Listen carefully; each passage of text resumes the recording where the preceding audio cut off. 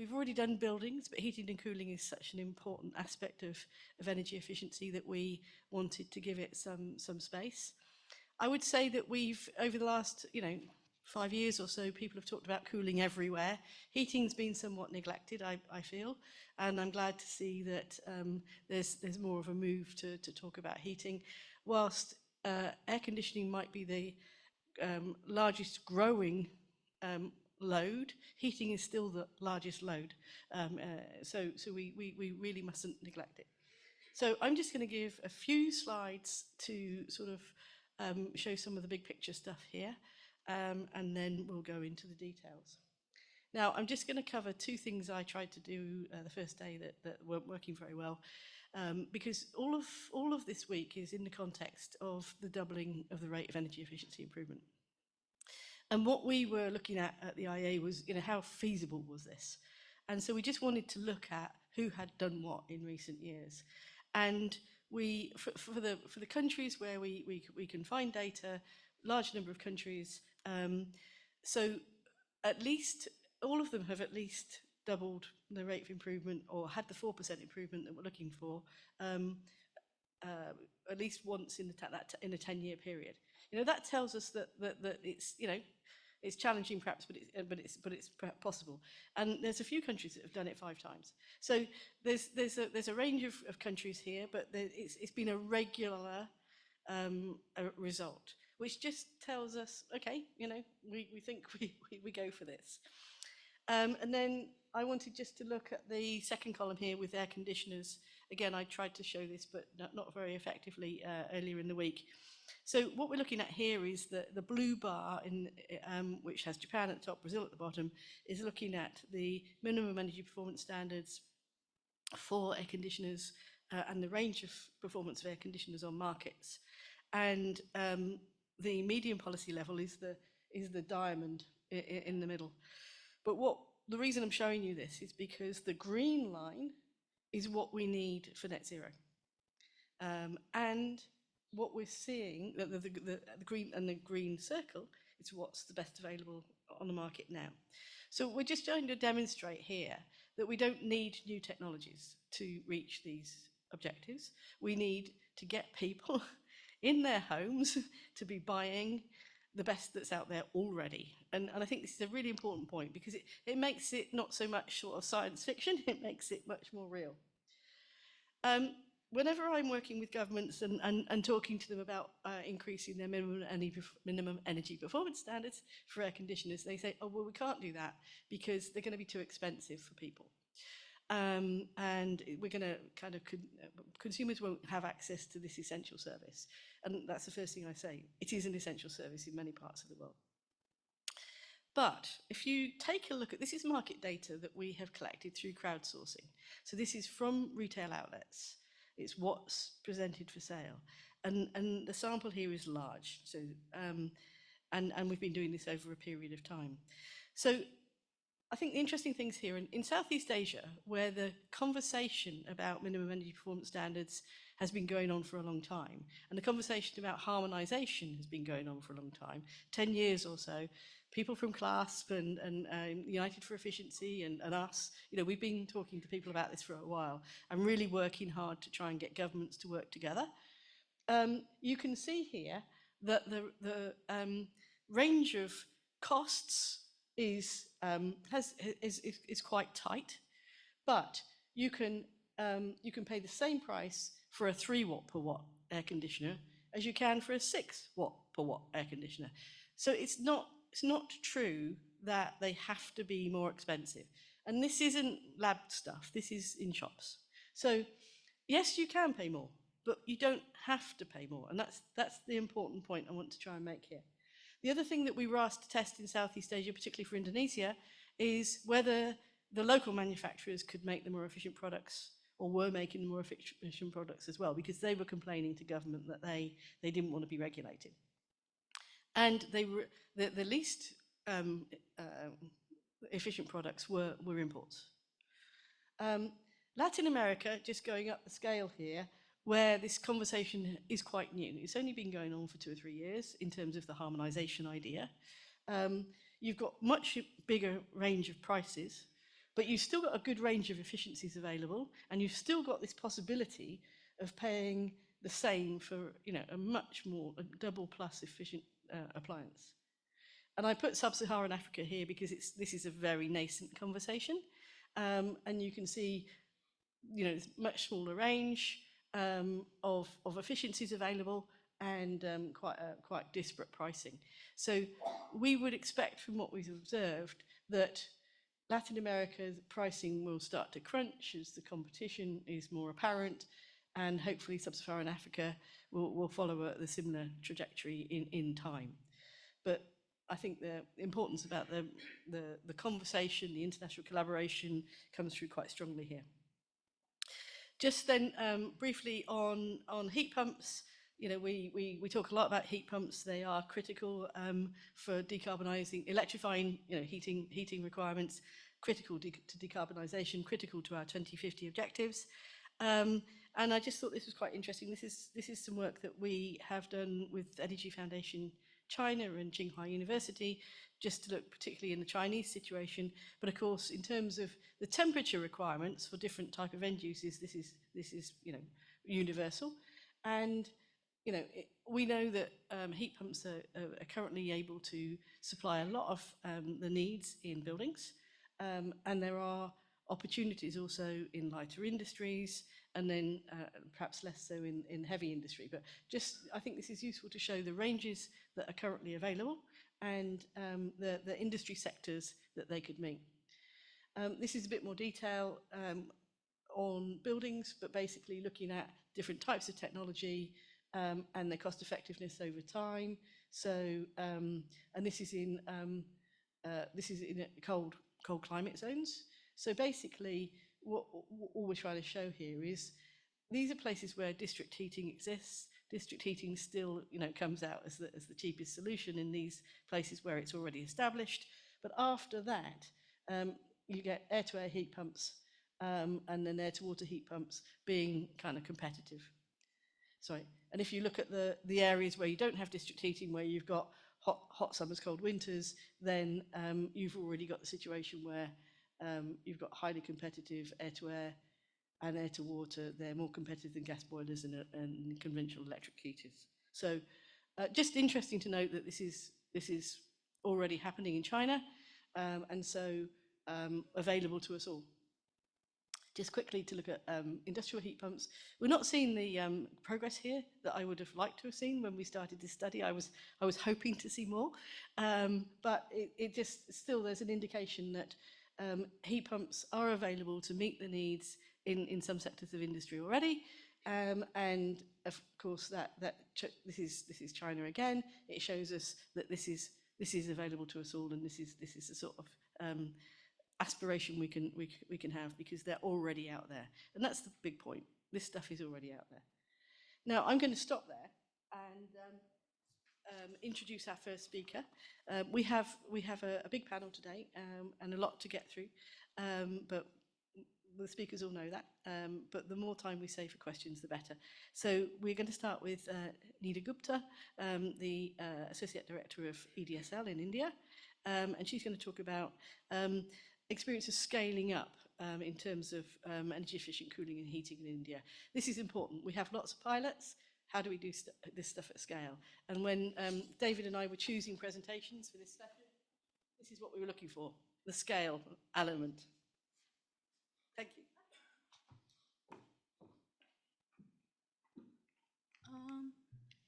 Do I get a pointer? That? Yeah. Thank you very much.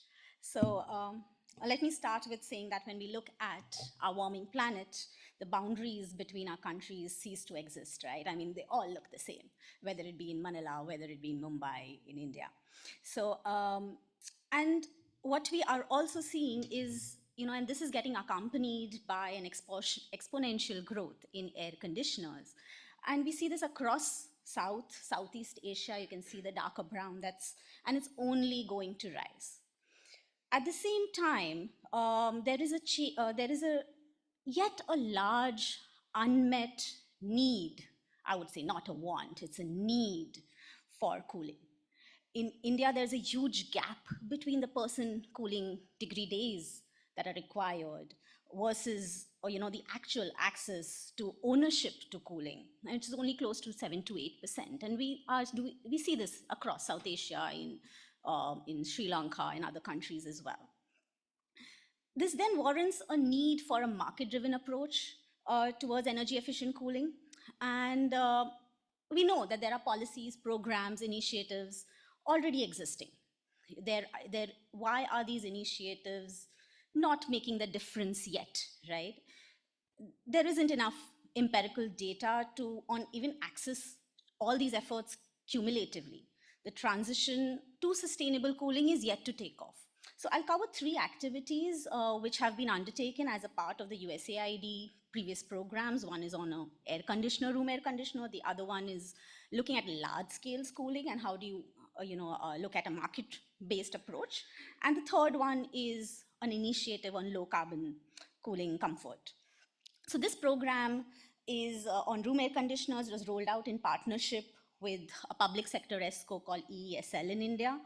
And this program was first designed in 2017, 2018, considering that the 7-fold growth in air conditioning market in the next 15 years.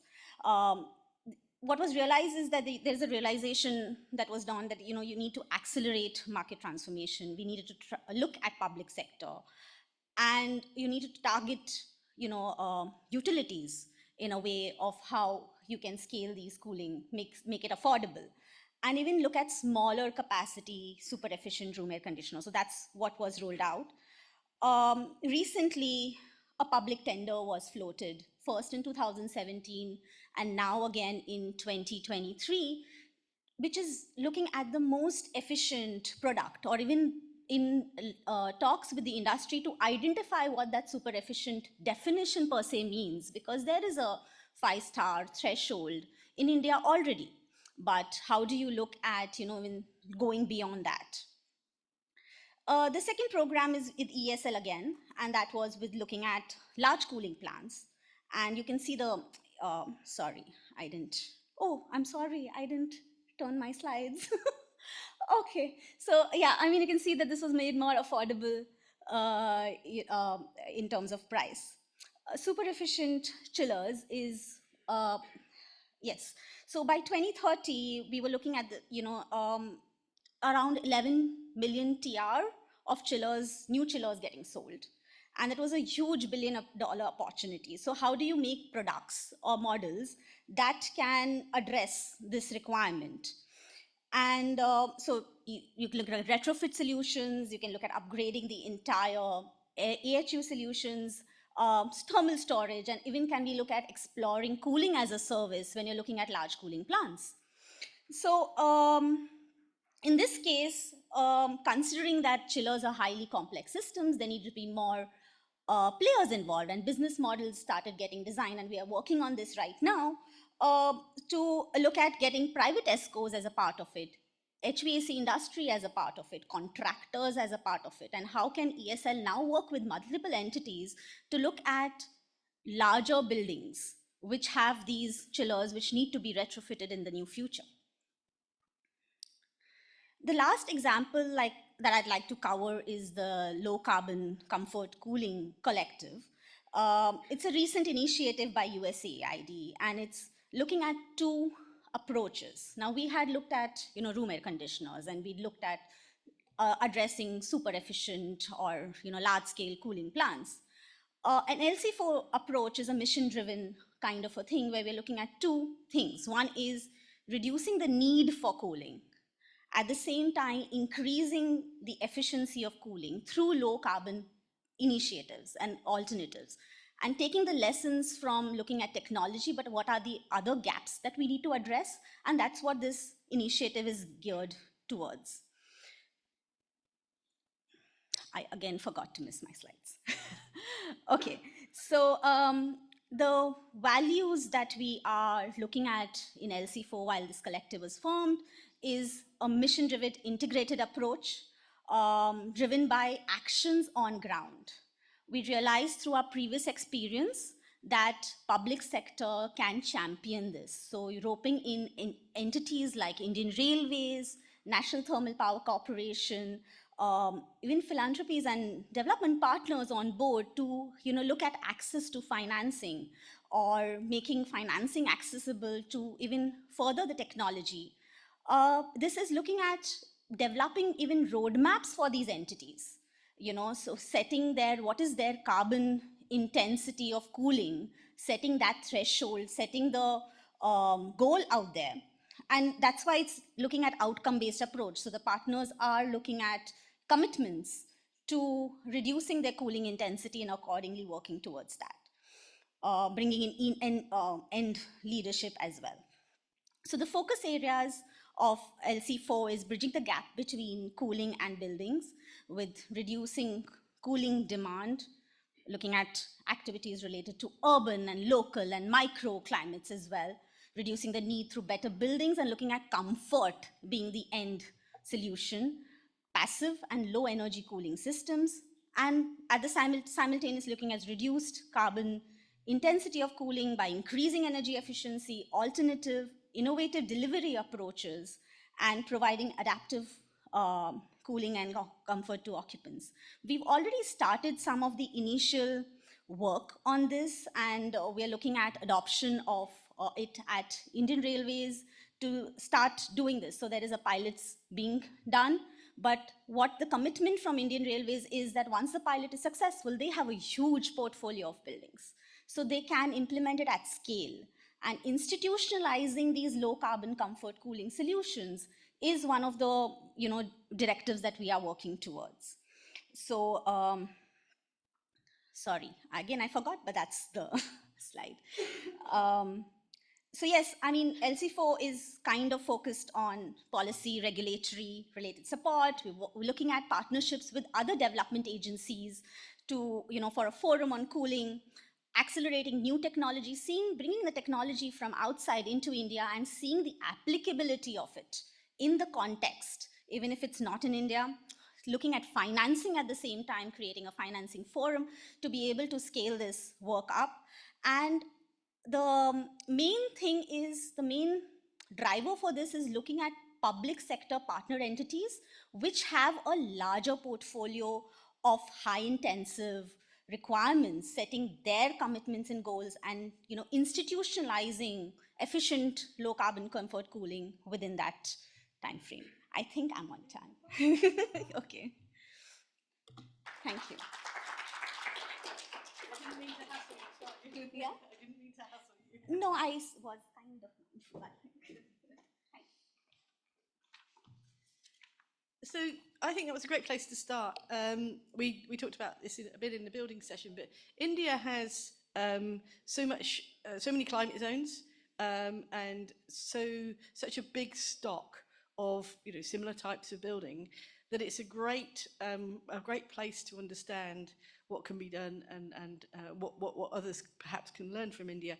And I think from this presentation, it would be interesting for the rest of us to know a bit about what you think works in the climate zones that India is broken up to, and then we can map those against other places in the region, and then do a bit more of the both the business models, but also the technical solutions that are suitable to the different zones. So brilliant, thank you very much. Now we go on to Vietnam, and we go to Han Nang, who's the co-founder and managing director of Vietnam Energy and Environment Consultancy, and she's going to talk to us about Vietnam's green cooling program. Thank you.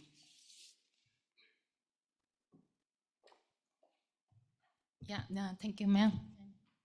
Good morning, everybody. So my pleasure to be here. So my presentation, I think is matched very well with what the brief that Mel had just given today morning, that how the government, they can implement the policy that can increase the energy efficiency, but still at the affordable price for the people. I would like to introduce you through the initiative, the so-called technical assistance to conduct the study and survey to develop the National Green Cooling Program for Vietnam. This is a technical assistance funded by the Southeast Asia Energy Transition Partnership, ETT, for the climate change Department of Vietnam. And this is one year initiative that just finished, finalized by March this year. So DNEC, our company, is leading of the consortium to implement this study. So the study has two main objectives. The first one, to conduct the in-depth study, and then based on that, we provide the recommendation to develop the specific action plan for the national green cooling in Vietnam. So there are the 4 milestones to conduct the technical assistance, but I'm not going to the detail, but just want to highlight that under this technical assistance, we are able to develop the most updated database for the cooling sector in Vietnam for 5 years on the equipment and refrigerants. And this is very cover all the cooling equipment in Vietnam, as is very useful for the government and the further study in the sector. So at the key result, this is the BAU scenario we developed for the emission change, for emission composition and energy consumption and refrigerant change in the country. So in our study, we focus on active cooling. So this is a growth scenario for the indirect emission. That you can see that the blue line it's above is the BAU scenarios, and then we have the 2 other scenarios. This is best available technology, and then NODC and net zero scenario for Vietnam. So there's not much difference between that BAU and then the BIT and NODC, because of the emission factor in Vietnam. The electricity of Vietnam still 40% comes from the coal power plant. But if you look at the direct emission reduction, you can see that this is a huge achievement. If you can improve energy efficiency and conduct the intervention, and then you can reduce considerably the CO2 emission from the direct emission by the phase out of the high GWP refrigerants. So we propose 4 main intervention by increase energy efficiency of new AC equipment and apply the efficiency standard for the sector is not available at, and then phase down the HFC, and then we can also encourage to develop the policy to achieve 20% of recovery of refrigerants that is not available in the country yet. So the National Green Cooling Program has 4 main components. The first one is reviewing and updating the policy, including the upgrade, the energy efficiency, and develop the new one. And then the component 2 is harnessing technical and financial resource. And then component 3 is capacity building, and component 4 is OR need risings. And then along with that, we also develop 3 pilots activity, and we focus on that, and then recommend the government should implement them at the larger scale, and also like for the coming or the new technical assistance, we should focus on that. The first one is cooling as a service. This is basically the ESCO model for the cooling sector is not available in Vietnam. And then the second model is a trade-in that we propose to develop the system for the trading of the own equipment in lower efficiency by the high efficiency equipment, especially for the AC sector. And then the third one is for the ITMOS. So this is the harnessing of the carbon revenue for developing the green cooling in the sector. So in the future, we expect that there are more study and then also more pilot activity and focus on that 3 model. And actually, our national green cooling we presented here is a focus on active, as I said, but we are also combining with another study conducted by the UNEP in Vietnam at the moment to focus on the passive cooling. So we will combine and have one comprehensive national green cooling sector for Vietnam that cover both active and passive cooling. So this is just a brief about what we have done, and then I hope that can share more information because of the timing, so we cannot go in very detail of the data and then also the key finding, but I'm happy to share further information with you in the discussion. Thank you very much. Yeah.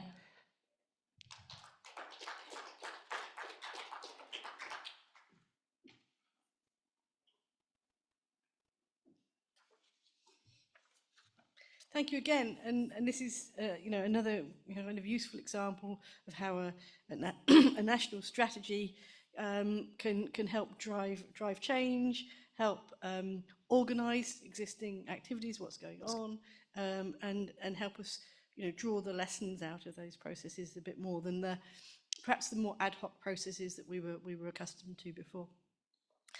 So now we go to our next presenter, who is Stephen Zung from CLASP. And Stephen's going to talk to us about China's approaches to developing policy for driving heat pump adoption in particular. So, Stephen. Thank you. Hello, good morning, everyone. It's great to have opportunity to be here. So my name is Stephen Zeng. I'm with CLASP. So today I'm going to talk about some policy experience for heat pump adoption for sustainable heat solution. So just a couple of words about our organization, CLASP. CLASP is an international environmental NGO, works on improving energy and environmental performance of the appliances and equipment we use every day and accelerating our transition to a sustainable world. So why we talk about promote heat pumps through policies? Because we all know that heat pump are the key technology for decarbonization and energy security. And to tackle climate change objective, we need to deploy more heat pumps. But now, the pace of growth is still not catch up with the requirement of heat pump deployment.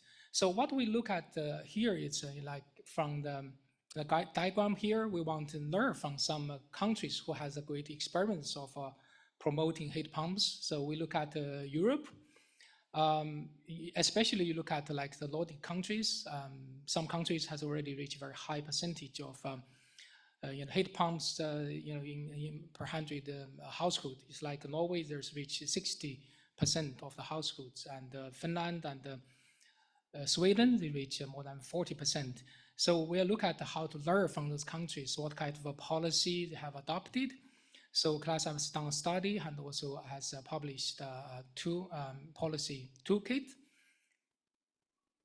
So basically, we look at those policy experiments. We thought there is just like this kind of diagram here shows we need a few key policy pillars. To support the policy, we also need a strong coordination and communication. So coordination and communication is a foundation. We need a coordinated policy framework, not a single policy, but a set of policies to support the sustainable heat pump market. So the first one we're going to talk about is a very important pillar is economics and the market instruments. The second one is financial support. Then the third one is regulation. So later I will also say a few words about our studies on international regulations on heat pump. So yeah, this is the toolkits we developed. I will provide a web link. You can download our report later on. So here I first talk about correlated policy framework and communication. Why is it important? Because to overcome the barriers for heat pump to enter into the market, there is a lot of we need a set of policies to deal with like a high upfront cost, deal with low consumer awareness, and a lot of these kind of barriers. So that's why we need a comprehensive set of policies.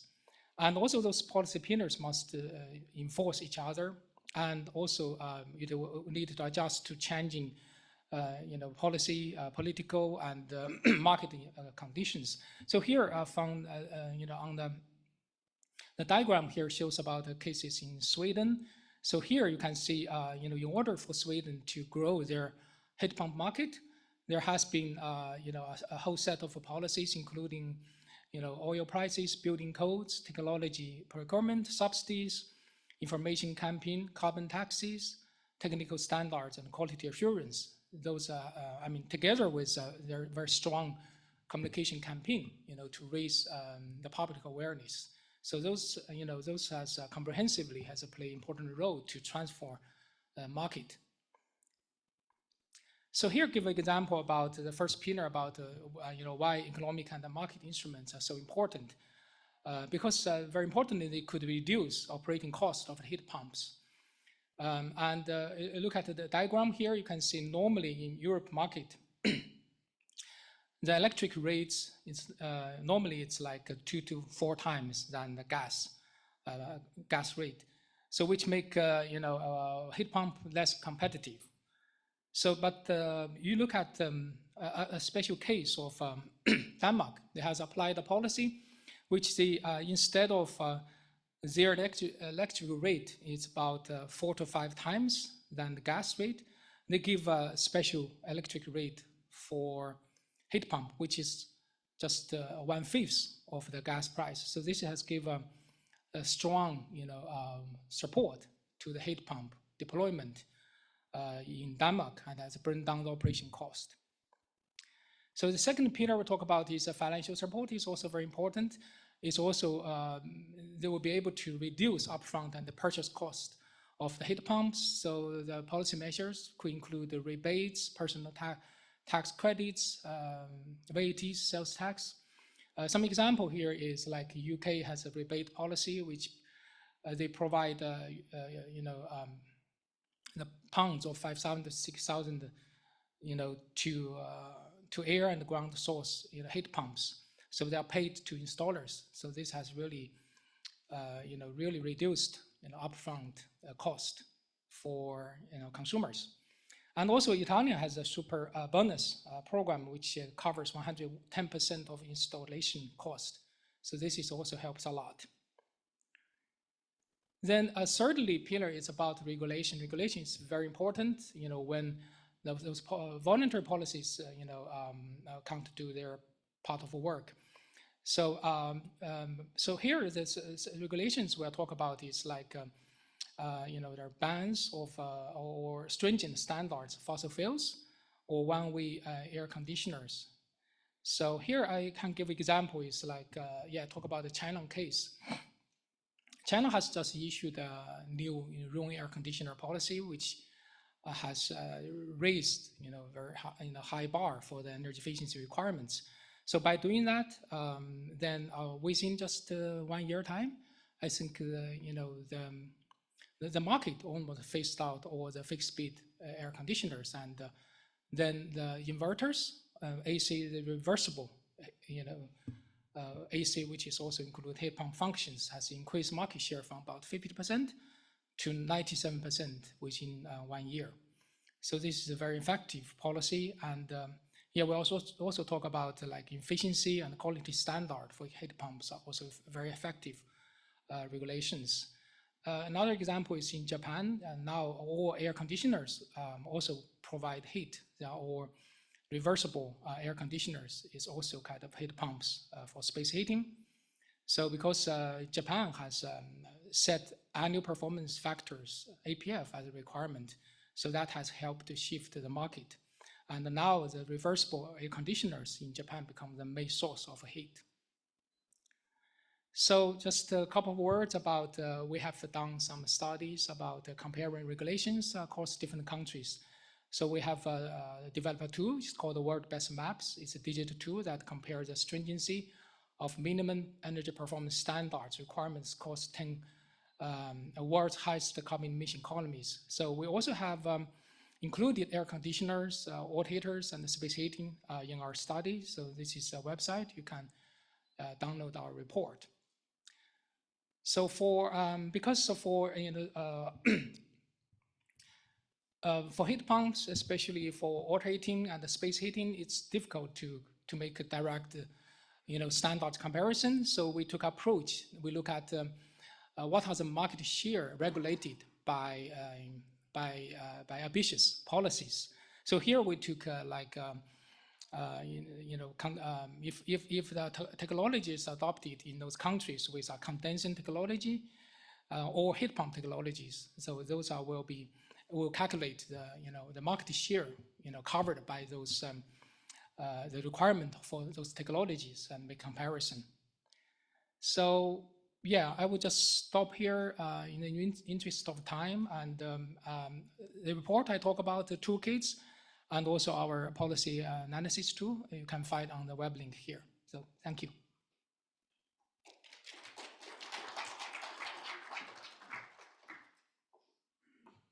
Thank you very much, Stephen. The great analysis from class that shows us again how we've been talking a bit about this over the week, how the kind of policy toolkit works. So if you can regulate, it generally is the least cost from a government perspective, and if it's done well, can be the most effective. You then have to give information to the users about what to choose of the more efficient products that remain on the market post-regulation. And then if you can afford to, it's highly effective to use incentives, but they are expensive. So, that can be difficult for countries. But we're trying to do more with CLASP as well on comparing experience from incentives, because we're seeing them as being absolutely essential, really, to shift markets quickly enough.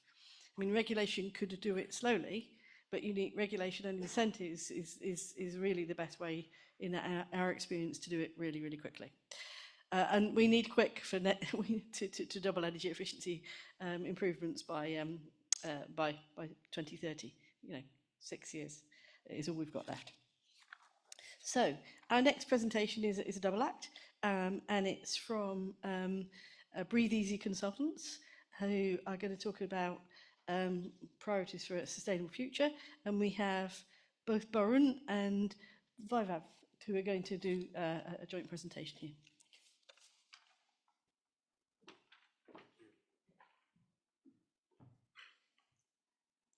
Very good morning, everyone. Today we're here to talk about people and the planet. We've been talking about energy efficiency up till now, heating and cooling, but I want to add a third dimension to this presentation: air quality. There's a statistic which says that 90% of the world's population lives in parts of the world where the air quality is not as per the World Health Organization standards. So it's a very important criteria, because as we're talking about air conditioning and heating, those same systems can also manage the air quality for us. And let's take a look at what needs to be done. So, of course, we've got a situation over here. Our glaciers are melting. We've got air pollution. Our planet's health is at risk. And we live 90% of our time in indoor spaces, and we prefer air-conditioned or heated spaces, obviously. And our health is also at risk. I come from a city called New Delhi, and unfortunately it has the dubious distinction of being the world's most polluted capital for quite a few years now, after Beijing lost that a few years ago. The pollution in the wintertime in Delhi is horrible. Last week in Delhi, we had a big heat wave, and the temperature was close to 50 degrees centigrade. That's what I'm coming from. So we've got a big problem on our hands. So we decided to work on transformation. Transformation of the air that we breathe when we are indoors, transformation of the carbon footprint that we leave with the energy that we use with our cooled and heated spaces, and transformation of our environment. For the past 30 years, we have striven to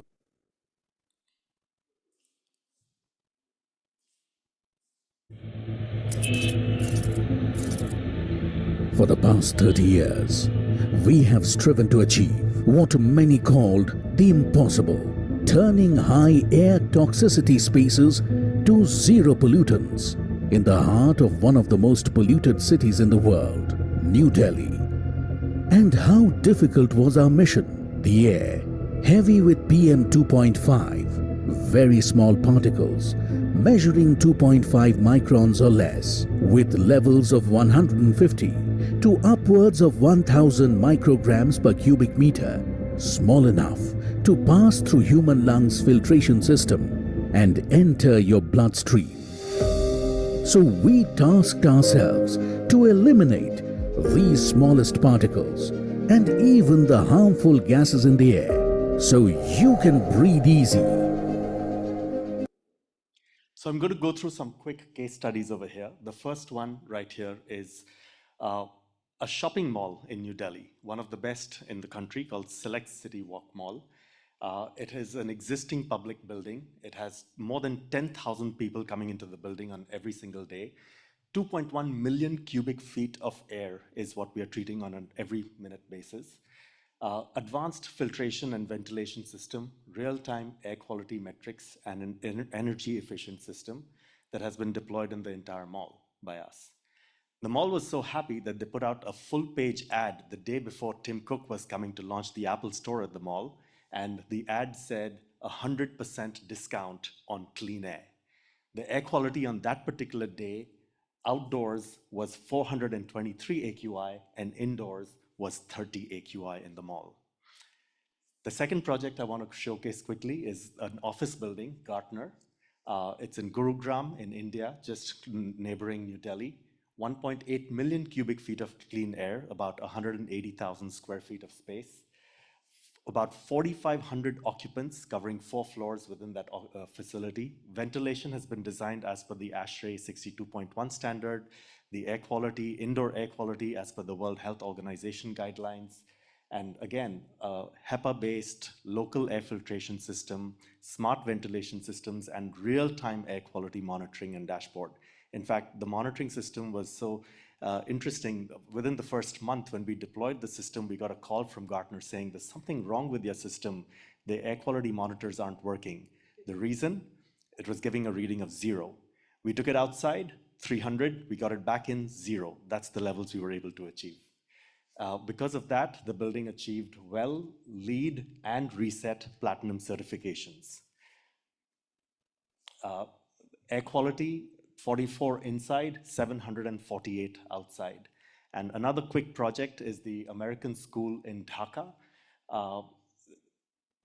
588,000 cubic feet of clean air treated, 4 buildings, all kinds of facilities, classrooms, fitness center, cafeteria, ventilation as per ASHRAE, IAQ as per WHO, again, energy efficient solution. And the result, which is online at the School of Dhaka, outdoors 427 AQI and indoors 33. And CO2 at 570 parts per million, very important for learning and ensuring that cognitive abilities go up. The rest of the projects, I'm going to ask my colleague Webber to take over. Thank you, Barun. Good morning, everyone. And then we moved on after achieving the success in Delhi, NCR, and Dhaka. We have moved on to the challenge, and ADB has thrown us a global challenge on designing and engineering of disease-resilient and energy-efficient centralized air conditioning system. And we came up with the idea that to amalgamate, as Malina was also explaining, that there is no need of developing new models and new technologies, but there are existing technologies which we can combine in such a way that they prove that they can be up to the world-class standards, as well as they are tested and proven in the states like Delhi, Mumbai, Bangalore, and as well as Dhaka.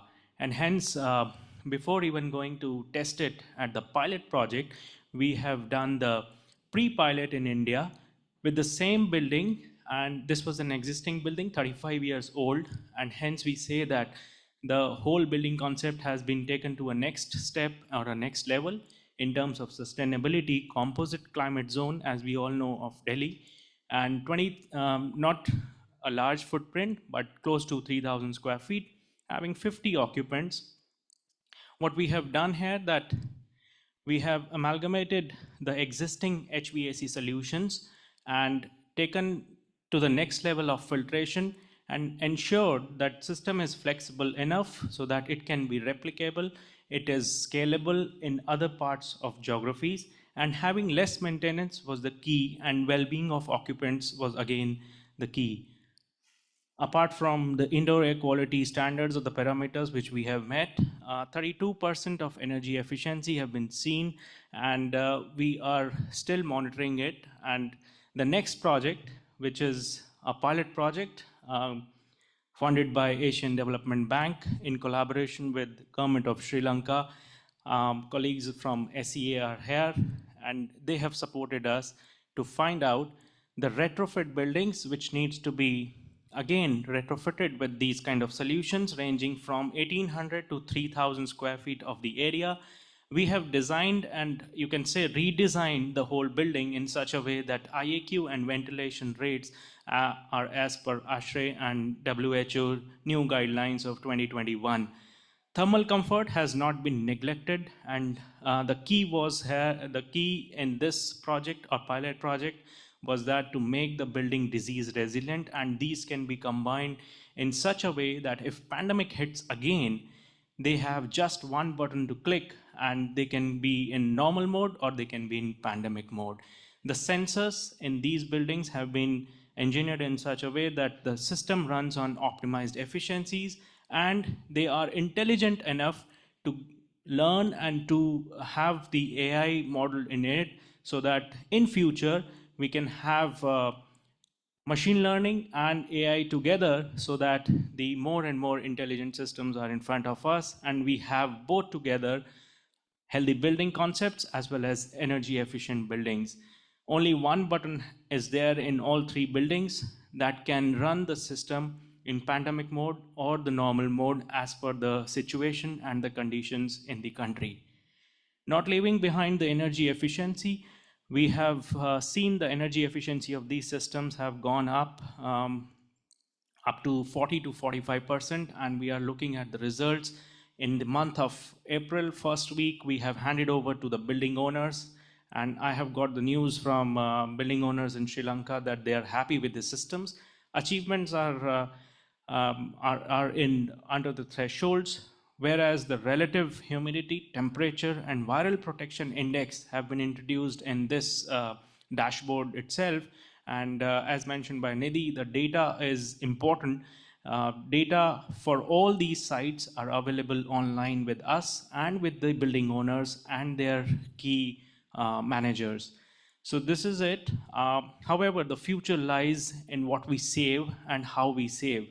And as we speak today, low energy consumption is something which we all look at, but what about the wellness of occupants? What about the integration of information technology to the existing systems which we have and existing buildings? There is a plethora of existing buildings which is already exist on our land, and India is 60% yet to be built.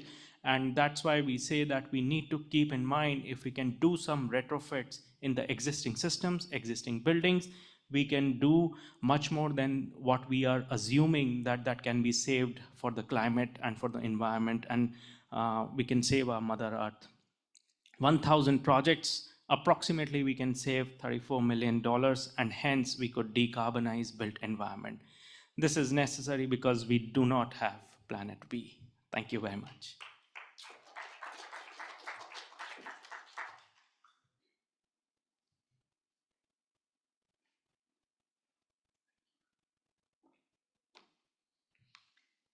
Thank you for another excellent presentation and reminding us that you know, in most part, heating and cooling is about people and about providing an environment where we can all thrive, whether we're at home, whether at school, whether we're at work.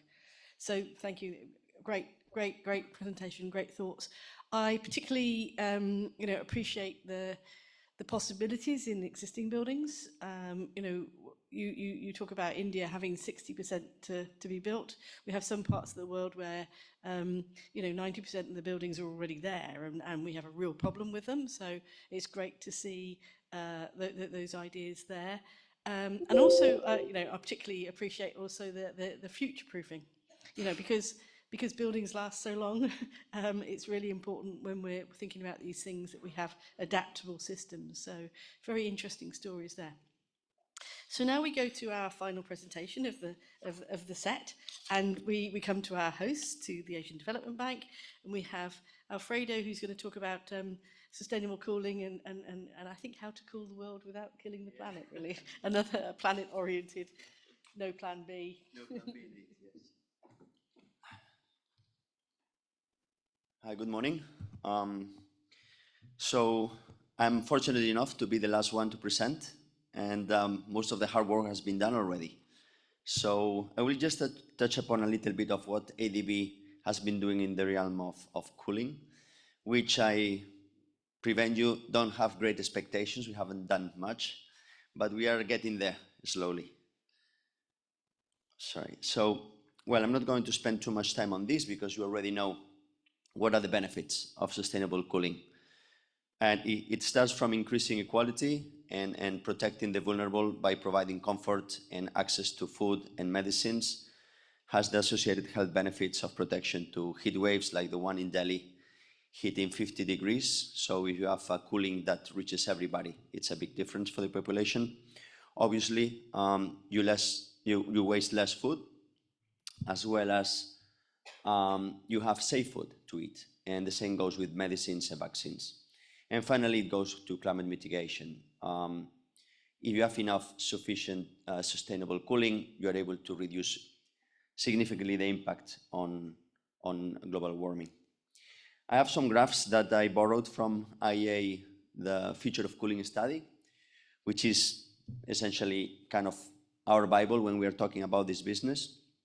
And I want you to focus on two things. One is that in some countries, particularly Indonesia and India, if we continue business as usual, the power grids are going to suffer just because we have too many inefficient air conditioners coming at the same time in the day. So your peak load for cooling only, space cooling only, goes almost to half of the whole peak load in the country. If you look at India's power system, that's a huge amount. And that's something we have to start thinking now before reaching that point in 2050. Also goes with CO2 emissions. As you can see, business as usual brings us the emissions of GHG, which are related not only for consumption of fossil fuel electricity, but also emission or leaking of refrigerants. It kicks very, very rapidly and gets to a high level of emissions by 2050. So that's something we need to consider now. The challenges, as previous presenters and you know very well, are basically not adequate policies to promote the right technologies and the right deployment systems. They're not really affordable, even though the first numbers from Melanie mentions that they're not that expensive either. So we have to find a way of getting the right technology at the right price to the particularly low-income consumers and first consumers. But also we have a short-term focus. Some people think today how much they're going to spend in the first investment and not so much about the operational costs over the lifetime of the asset. There is, and this is something that we have been trying to address recently at ADB, is the lack of awareness. People, when think of air conditioning, they always think on the whatever it's installed, you know, the things that they know. And there are many things that are in the market already, and they're really good, but people are not aware of it. And finally, there is certain business barriers and technical capacity or technical skills for certain new and innovative technologies. These things tend to go maybe a decade later than what we have available. So we need to start reskilling people soon enough to be able to deploy faster. So ADB has been trying to get into the cooling business very slowly. And as you can see, don't be surprised, there are many PRCs in the example. So the whole thing comes because ADB has been very active in trying to reduce well, what we call low carbon heating. Around 2012, 2013, the war on air pollution in China created a demand from the Chinese government to support a substitution of coal-fired boilers to gas and other technologies that would essentially clean Beijing and some other cities. So that was kind of the base through the BTH program, and that created some platform for us to go also into cooling. So there were some technical systems projects, like the first one is the developing a climate-friendly cooling sector through market and financing innovation. And then there were some studies, and this is a paper that was published, I think it was last year. And this essentially was looking at how to work through ESCO companies to bring in new technologies and low carbon technologies for heating, but also for cooling in this case. So we don't forget also the fluorocarbons and the refrigerant potential great global warming factor. So there is a regional TA that is ongoing. It was approved in 2021. And it's multi-regional, and it tries to bring to the countries how to promote a life cycle management of fluorocarbons. So there are no leaks that can be prevented, so we don't start throwing in the atmosphere those gases that not only have a great global warming potential, but also damage the ozone layer. In terms of investments, we have two projects that have been recently approved. One is a sovereign loan project in the PRC in Shandong. It's a combination both of heating and cooling. The heating is the large part, but we also have a small component that looks into cooling devices, cooling towers, to make it more efficient. And then recently, there is a project that is going to be approved this month, and it's in Ningbo. And this is focusing on urban development, but has a very strong focus on cooling. And I put this picture of an LNG terminal. And this is because this project is going to test how to recycle the cold energy that is being usually wasted in LNG terminals when you regasify the liquid LNG, the liquid natural gas. How to use that into the port area and the district that is neighboring. So we're able to, instead of wasting that energy, we recycle it and use it for refrigeration and cooling. This project also has another important component, which is related to ESCOs, and it's to bring new business models for them to intensify the transition and the switching to efficient technologies. In terms of knowledge, we have a great collaboration in the past 3 years with the ADB Institute, our own think tank, and we created two products. One is a book that it's addressed to policymakers. It's not very technical, it's not a textbook, but it's trying to raise awareness among all our DMCs, our development member countries, how to address cooling from a different perspective, the one that we've been discussing today. You can download in this QR code if you can see it. There is only a summary. We are still going through the last edition work. We expect it to be published either end of this month or July. And also we are looking for forwards for very important people that we need a certain level of clearances. And then the last one, well, let me go quickly. These are the co-editors of the book. We have a number of authors. We have been co-writing and co-editing this. Myself, Dina, who is sitting at the front, she's from ADBI, she's been the co-editor. And another colleague, Bo Shen, who is working at Berkeley in the Lawrence Berkeley National Laboratory. Three of us put together this book with all these 11 sections that you can see there, looking at context, some sustainable cooling solutions from the technical perspective, and also foreign policies and financing. And finally, we also came up with a very short e-learning training that, well, very simple, 4 units, one looking at the needs of carbon cooling, solutions, financing, and the role of policies. This is free, and it's very simple. It's for addressing to policymakers that are not technicians or financiers, but in order to raise awareness. And this is a 1-minute video. If you can play it, please, with the sound.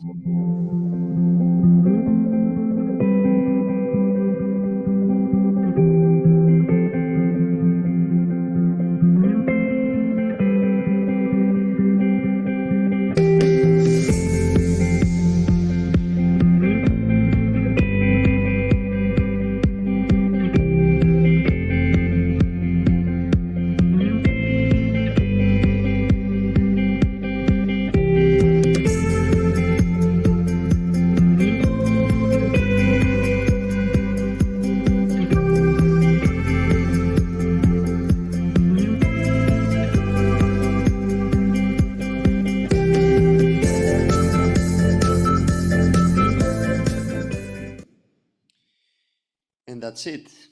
We haven't done much. We are trying to get there, hopefully with the collaboration with CLASP, with IEA and many other institutions and companies and other development partners, we can bring this important topic top of the agenda because it's going to have a very important impact in the future.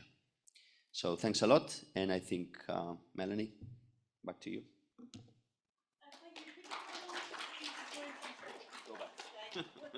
Save the steps.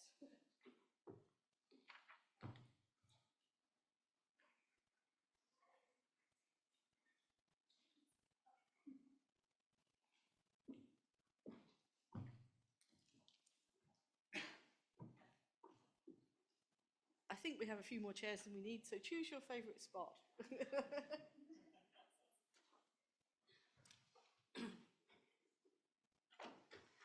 So I'd just like to start by saying I think that was a fantastic set of presentations. I found it really interesting and learned a lot from every one of them.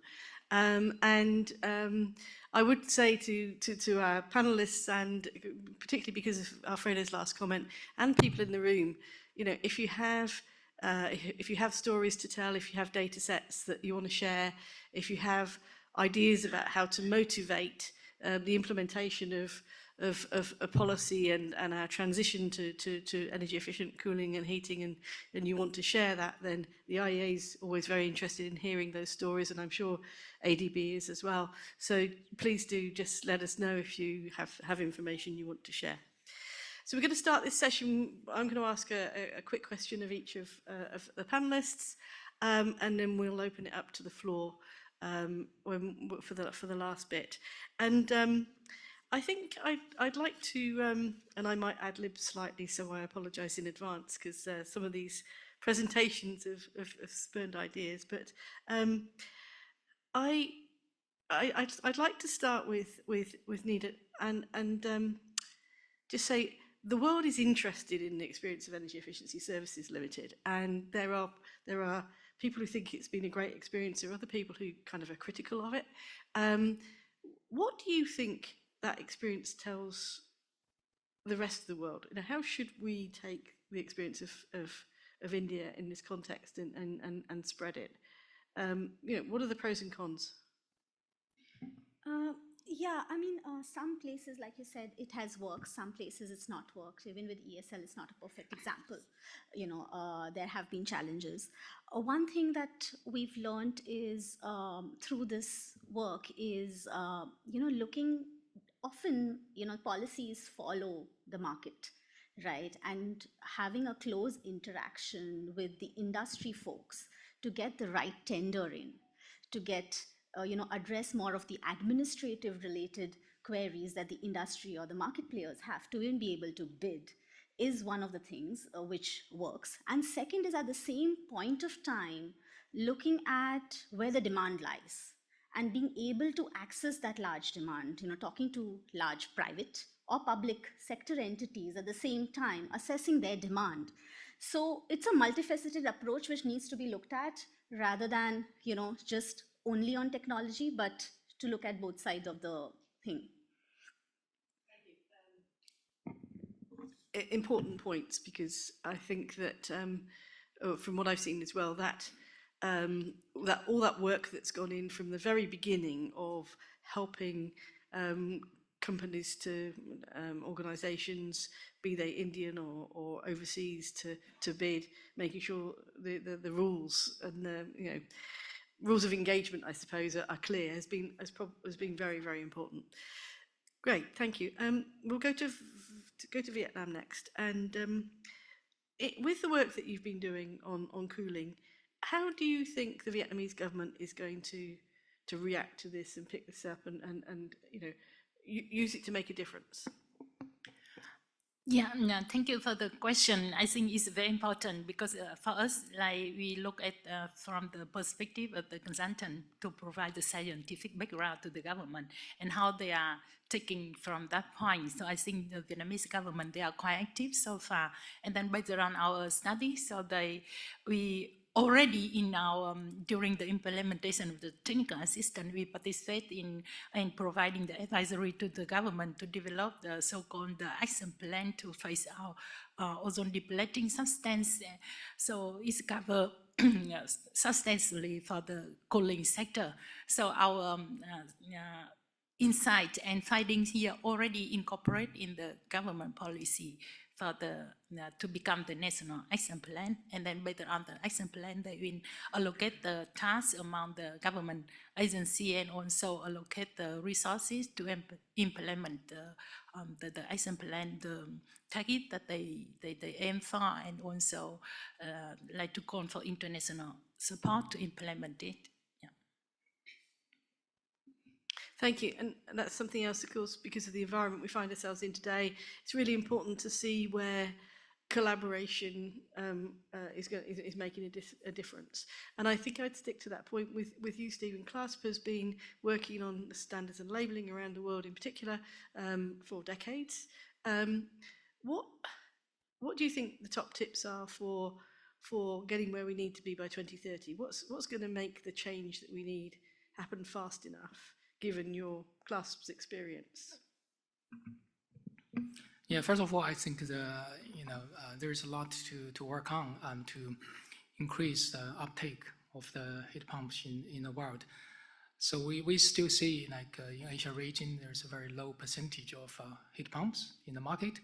So there's a lot of work to do. So the major challenges we are facing, I think there are a few, like very important ones. The first one, I think it's a very high upfront cost for heat pump deployment. The second one is there is a still pretty low consumer awareness, on what is the benefit of having heat pumps, and especially the consumers often have concerns about the effectiveness of heat pumps, especially in low temperature climate. And also there is also insulation issues. So those are the issues that we think in order to increase adoption of heat pumps, that some policy should address. Those are the areas I think we should put efforts on. So like in my presentation, we talk about, I think there could be government put into MAPS standards, energy efficiency standards in place, can put forward financial incentives to offset the upfront cost, and providing rebates, tax credits, subsidies, and the regulation support is also very important. One example I want to give you here is like in some countries have energy efficiency standards, like in China. I mean, we have separate maps for different type of space heatings. Like there's a gas, there's electric, there is heat pumps. They are all using different parameters. So for consumers, they just don't understand what's the difference. They don't know if you are using heat pump space heating, it will really have a higher efficiency, it will save money. So that's some policy work we try to promote, that consumers understand that if you use heat pump technology, you will save a lot of electricity. So if we have a same testing method and follow the same metrics of energy efficiency standards, it will help quite a lot. So also public awareness campaign is also quite important. Thank you. Thank you. I'm particularly interested in the work that's happening in China on the labelling, and trying to get all of the residential heating solutions, for example, on the same label, so that consumers can actually understand what they're choosing between. And I know it's tremendously difficult, and we've been trying to do it for years in across hot water, across space heating, actually across cooking, where you have multiple technologies. We do have to break that barrier. We have to stop having these disparate bits of information, because consumers can't make a choice. So I'm really hoping that you solve that problem for us, Stephen, and then the rest of us can just just sail away on the back of that. So we're looking to you. So I'd like to then go to Breathe Easy, and I mean, we've noticed India's, a good case you've used. We've noticed that the motivation for a lot of the energy efficiency progress that's been made in China, which is where most progress has been made globally, is in China. A lot of that has been motivated through air quality too. So you're right. It's a massively important motivating factor. Do you go as far in your projects as kind of calculating the benefits to the health system, the financial benefits, both to the health system, the if I can be really crass, the reduced deaths due to improved air pollution. Do you have that sort of data from your projects? We actually do. There's been a lot of research that has been done correlating hospital infections with air quality. And we've even proven in certain test cases in Singapore and Hong Kong, putting the right kind of filtration systems and showing how cross-infection within hospitals can be reduced with as much as 95% if they do the right thing. One of the challenges, and we've worked on a couple of hospitals in India which understand the value of life as well as see an ROI and have a longer term horizon when it comes to the ROI. They look at 6-8 year return on investment when it comes to this kind of spend. Unfortunately, a lot of the other hospitals that we've been talking to are looking at much shorter ROIs. They don't want to see 6, 8, 10 year ROIs. They want to see 2, 3 year ROIs. And in retrofit projects, that's typically a little bit more difficult, especially when you add the air quality piece and the filtration where as the filters, as they get choked, they do need to get replaced, and there's an operating expense associated with that as well. And unfortunately, the health angle of it, is hard to quantify in terms of a clear ROI. It's actually about health. It's ironical, we go to hospitals, they talk about health, and the one thing that can actually help in reducing hospital infections, they're not very open to spending money on. And it's really challenging. So we really need to focus more on the ROI when we're talking to hospitals rather than on the health angle, because they don't believe that that can actually make as much of an impact as even though we've proven that to them. Yeah, that must be frustrating when you're providing the evidence, yet you still don't get the kind of response that you need. Again, this is a call to everybody, but we are extremely keen on understanding the metrics that we can use to convince governments to have more ambitious policy. And sometimes health is, in many places, is a very important one, if we can do a good enough job of the analysis.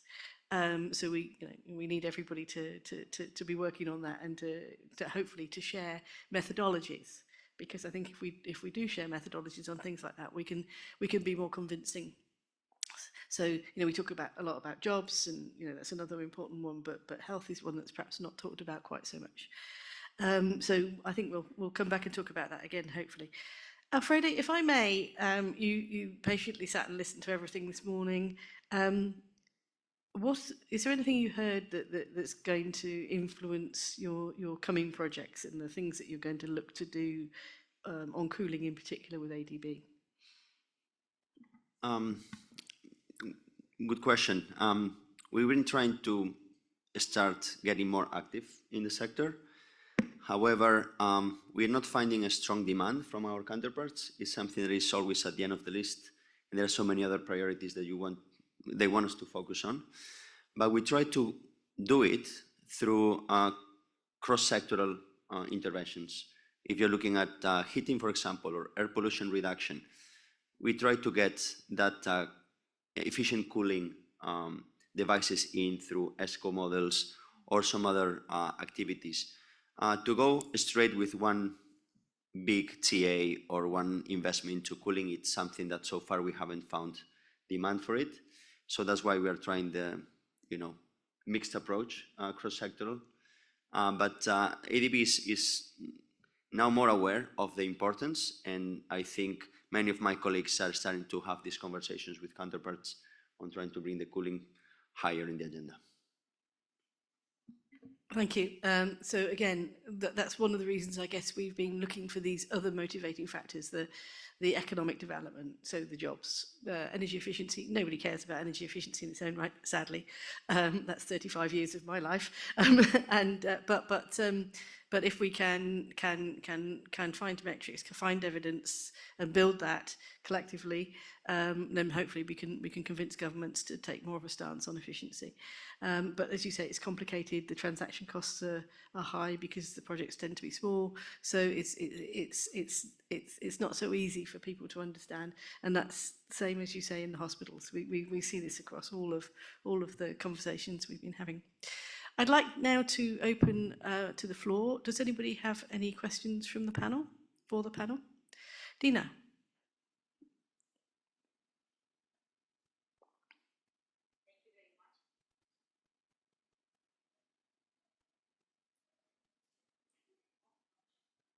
I think they're going to control it from the back.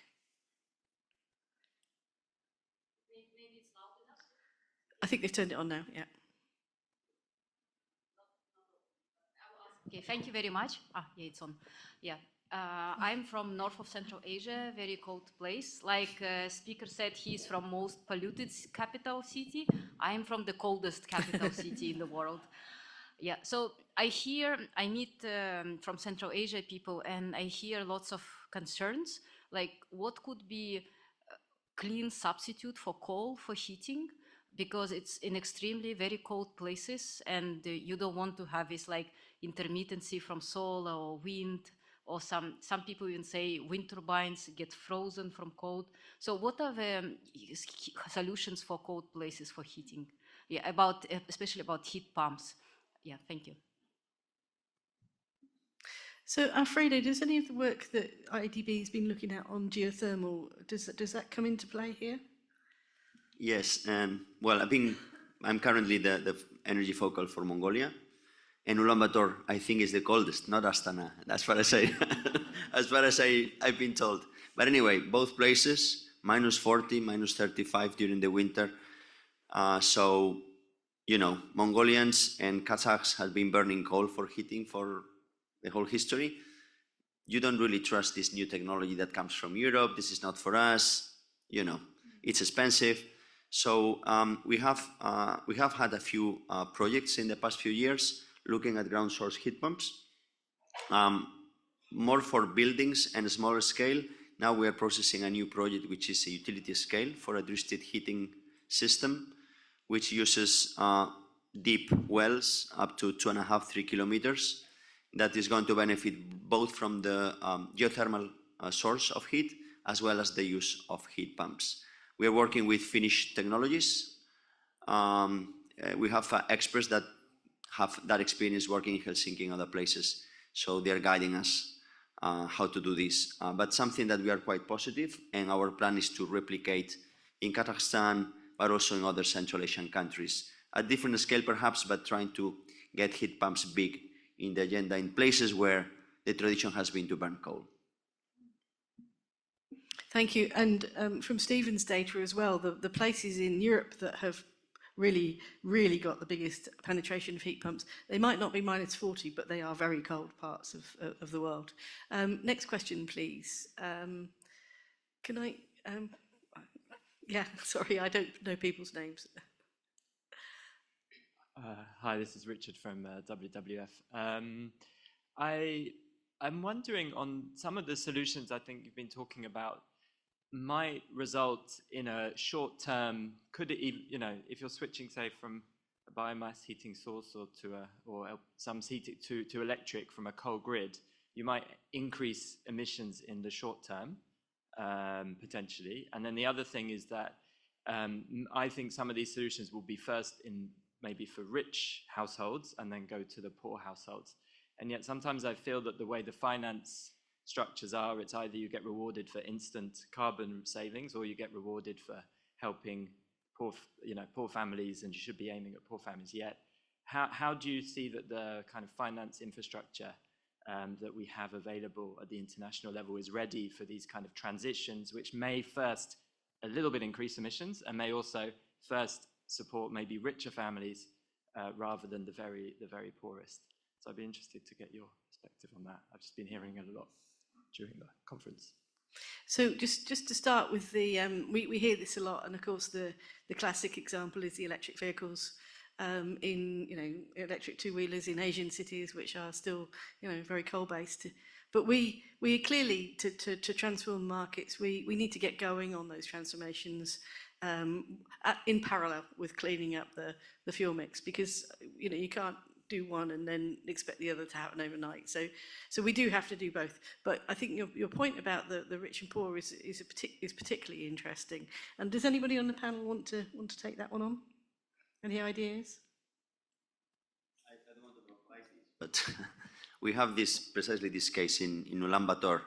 The surrounding areas of the city, we call it GER areas, where the GERs, which are these portable tents, people settle there and they burn coal in these household stoves, which create that pollution in Ulaanbaatar that is very nasty during the winter. So all these heat pumps, they're not going to be able to afford it. It doesn't really make sense to install a ground source heat pumps in an area that is not your land and is actually for a portable house. So you want to start drilling.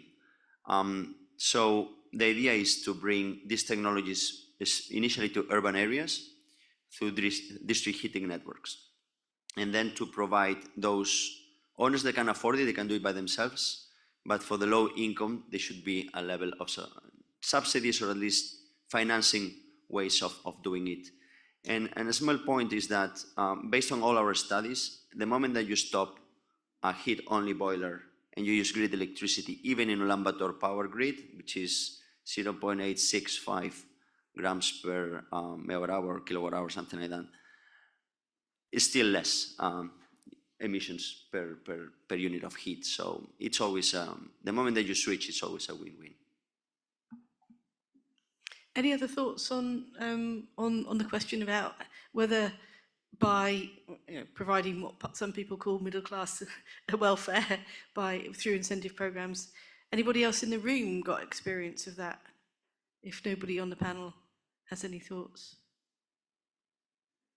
Stephen, you look like you might want to say something here.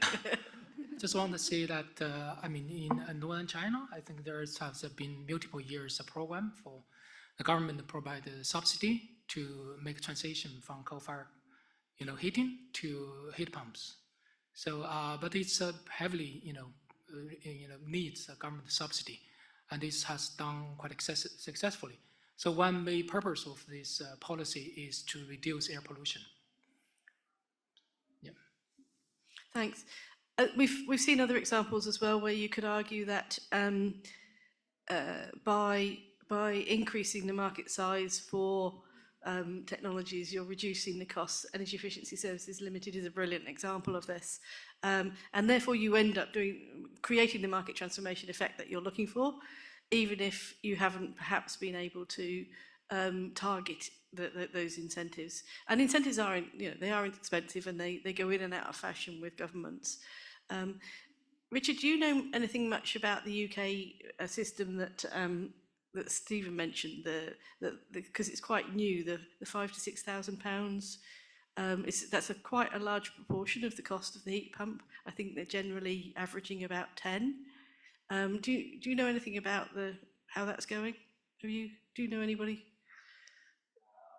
I don't know. No. I think in UK an example is that the subsidy schemes have been aimed at the poorest families that work quite well. It's been the middle. There hasn't been enough kind of deep renovation in buildings for the higher income because they haven't received the subsidies. So actually, a similar challenge that we have. So, even with ESL right now, they are, in Ladakh areas which are cold, they're trying to do this in the public buildings as well, on, heat pump related solutions in the cold areas as well, so to be able to bring that down. But the idea out there is not to only to look at technology, but also to look at insulation or improving the building envelopes as well, so as an integrated way of doing that. So that's something that I just wanted to add. It's not only technology, it's an integrated envelope as well as both for heating and cooling. And behavior, yes. So just to say the French system, I I live in France, and they have basically a intervention package for all households. It varies depending on income level, but it is about everything. You know, so the heating end solution is in there, but the insulation is, you know, free almost, and the services, the audits and things are all part of a package, so that you can actually improve the thermal envelopes as well at the same time. I just want to raise another point related to subsidies that our colleague mentioned. We found that some places people get coal subsidies. So when you buy coal, you get it at a cheap price because it's for a school, it's for a hospital, it's for heating. But then when they switch to the heat pump, they don't have any more subsidies. So they end up paying more for the electricity than they used to pay for the coal. And when we say, well, but you should request a subsidy for electricity, they say, there's no policy for that.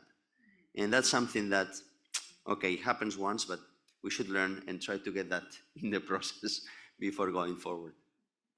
I've seen some really good subsidy swap programs where they've actually basically used the money that the government had to pay for the subsidies to promote mainly renewables, but sometimes efficiency as well, so that the householder remains at the same level of expenditure, but the government actually benefits a lot because they reduce their overall costs.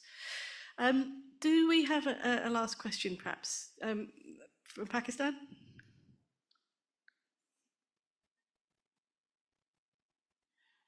Yeah, thank you very much. So my question is regarding the design of the cooling system, and I've been working in this field, and so most of the cooling systems are over-designed, and we must, you know, bring this into this entire discussion that the system should be rightly designed.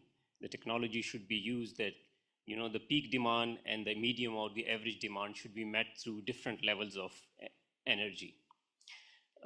So yes, anything on that how to improve these skills to design a better cooling system. And the other thing is that these days, you know, the heat pumps and the vapor compression cycle, these are kind of la these days. I mean, they're quite popular now, especially in countries where the heating load is more.